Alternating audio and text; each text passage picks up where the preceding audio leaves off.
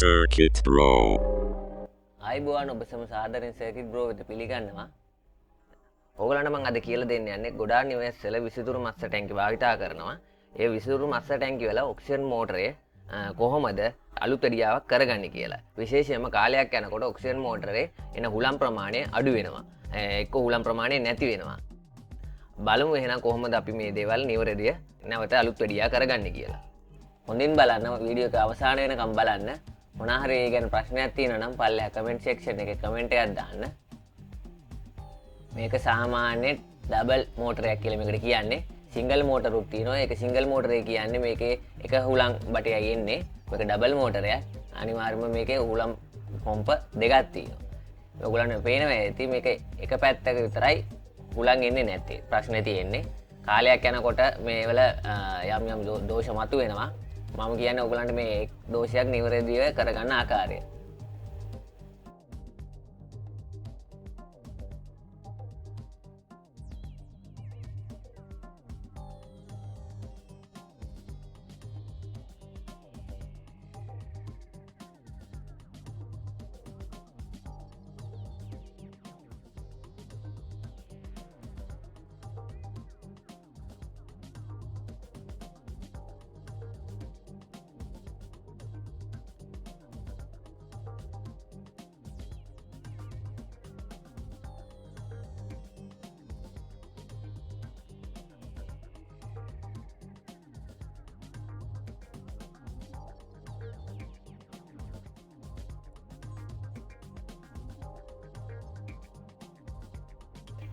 ඔයකට diaphragm එක කියලා කියන්නේ ඩයෆ්‍රෑම් එකේ දෝෂයක් තියෙනවද කියලා මුලින්ම පරීක්ෂා කරන්න. ඒ කියන්නේ මේක ඩයෆ්‍රෑම් එක ඉරිලා තියෙනවා නම් එතන ප්‍රශ්නයක් තියෙනවා. මේ පොම්පේ හැටියට නම් මේකේ ඩයෆ්‍රෑම් එක ඉරිලා නැහැ.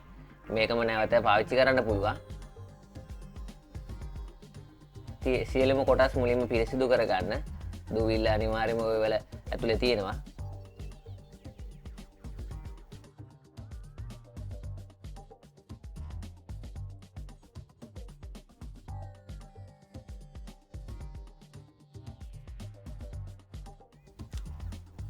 ඔන්න ඔය පෙන්නන තැන තමයි එතන වෑල් එක තියෙන්නේ. ඔය වගේ වෑල් දෙකක් තියෙනවා දෙපැත්තේ. වෑල් ගොඩාක් දුරට වෑල් වල ප්‍රශ්න තමයි මතුවෙන්නේ. අන්න ඒ තියෙන වෑල් එක ඔය කෑල්ලක් කැඩිලා තමයි තියෙන්නේ. අපි එහා පැත්ත එකත් බලමු. ටූල්සර් එකක් හෝ ටෙස්ටර් එකක් ආධාරයෙන් ඔය තියෙන රබර් කෑලි දෙක ගලව ගන්න. ඊට යට තමයි ඔය වෑල් කෑලි දෙක තියෙන්නේ. පොඩි සියුම් රබර් පෙටි දෙකක් තියෙන්නේ. ඒකේ යම්තා දුරට වෑල් එක හොඳ තත්ත්වයේ තියෙනවා. නමුත් ඒ වෑල් නැවත පාවිච්චි කරන්න එපා. දැන් බලමු අපි මේක පිරිසිදු කරගන්න කොහොමද කියලා. වතුර කෝප්පයක් අරගන්න. බඩ් තියෙනවා ඕනම ගෙදරක. ඒ කොටන් බඩ් එකකින් ඕක ඇතුලේ තියෙන ඔය කුණු දූවිල්ල ඒ ටික සුද්ධ කරගන්න.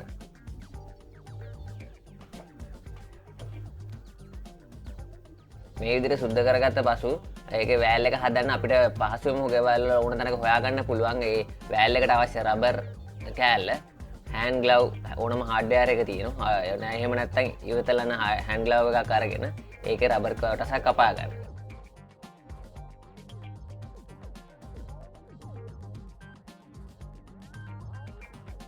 මම මේ පෙන්නන ආකාරයට වෑල් එකේ හැඩයට පරණ වෑල් කොටසක් තියලා ඔයගොල්ලෝ මුලින්ම පෑනෙන් ඇඳගෙන ඊට පස්සෙ කපා ගන්න. වෑල් කොටස දෙකම කැඩිලා තියෙනවා නම් සාමාන්‍යයෙන් ඔයගොල්ලන් පොඩි ඒකට හරියන තරමේ මේ හැඩයට කපා ගන්න.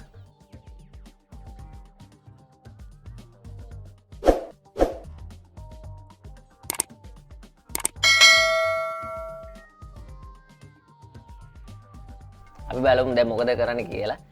කපාගත්තේ වෑල් කෑලි දෙක අපි දැන් සකස් කරගෙන තියෙන්නේ. ඒ වෑල් කෑලි දෙක ඔය පේන වීඩියෝ එකේ පේන ආකාරයට ඒ පතුලේ ඒ විදිහට රඳවලා කලින් අර අපි ඉවත් කරපු රබර් කෑලි දෙක ඒක තද වෙන තමයි ඒක හයි කරලා තියෙන්නේ. ඒ රබර් කෑලි දෙක නැවත සවි කරගන්න.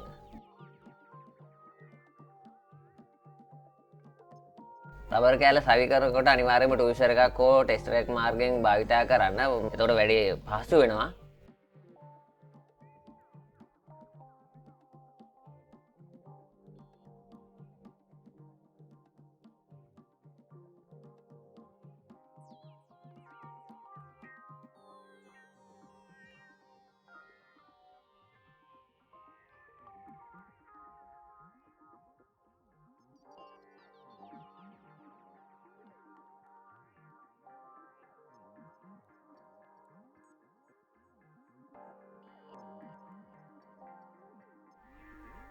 ඊට පස්සේ අපි ඒ ඩයෆ්‍රම් එක නැවතත් තිබුණු ආකාරයටම සවි කරගන්න.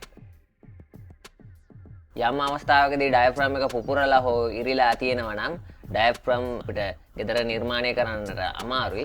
එහෙම වුණොත් සිදුරු මසුන් අලෙවි කරන කඩවල් වල බොහෝ දුරට ඒව වෙන විකුණන්න තියෙනවා.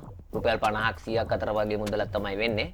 මේ දේවල් ඔයගොල්ලෝ දැනගෙන ඉන්නවා. විශේෂයෙන්ම හේතුව ගොඩක් අය මේක එක පැත්තක් වැඩ කරේ නැතුණා හෝ දෙපැත්ත වැඩ නොකරුණාම ඔක්සිජන් මෝටරේ විසික් කරනවා. පැත්තකට දානවා.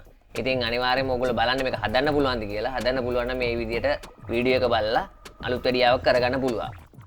සමහර දෝෂ තියෙනවා. මේකේ තියෙන ට්‍රාන්ස්ෆෝමරේ ඔය උඩ තියෙන කහ පාටින් දැක්කන එකේ ට්‍රාන්ස්ෆෝමරේ ඒකේ දෝෂ මතුවෙලා ක්‍රියාත්මක නොවන අවස්ථා තියෙනවා. එහෙම වුණොත් ලොකු මුදලකට ටිකක් අසීරු කාර්යයක් වෙනවා ඒක අලුත් වැඩියා කරන්න.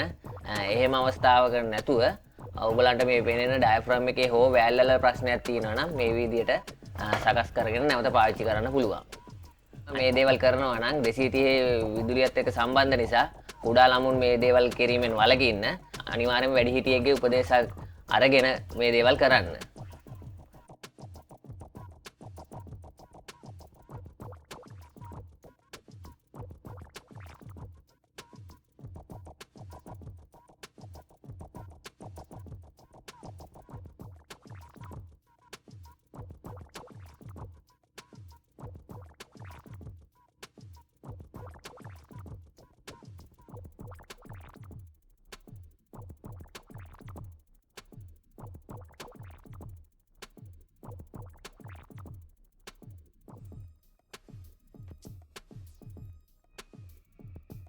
දැන් ඔයගලන්ට පේනවා නේද මේ දෙකේම දැන් හොඳට ක්‍රියාත්මක වෙනවා.